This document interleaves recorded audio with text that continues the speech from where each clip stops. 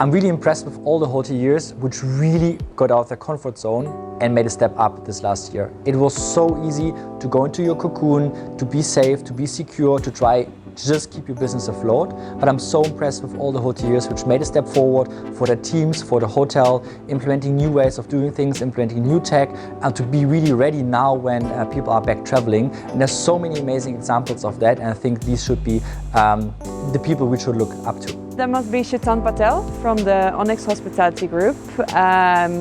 Yeah, we chatted with him a couple of times and I was so impressed of his knowledge, and he's so eager. He's really like an early adapter. I would say the Seaside Collection, because they're really using technology to improve the processes in the team, but also strengthen the relationship to their guests. Well, I think if you would only talk about one, that would be, I think, too easy, right?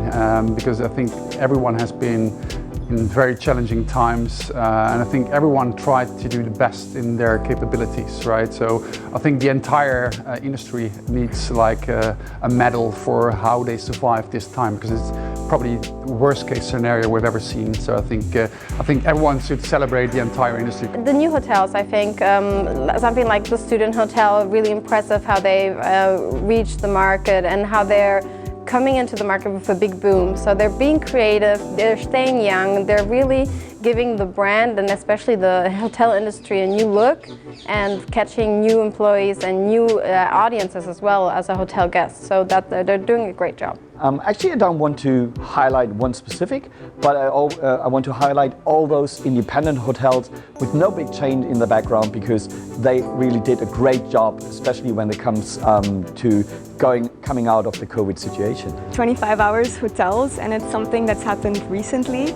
I saw the news come out that they're piloting a 4-day working week for hotel employees, and I think that's such an amazing initiative coming from an industry that's usually quite traditional.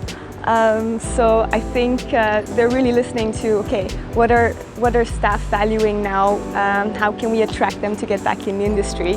And I'm really excited and curious to hear how this pilot goes. I had the opportunity to do a podcast with Caroline von Kretschmann. She really impressed me a lot, as well Michaela Reiterer in Austria. Amazing leader and very inspiring. But that's just two amongst many smaller hotel chains who coped very good with the crisis.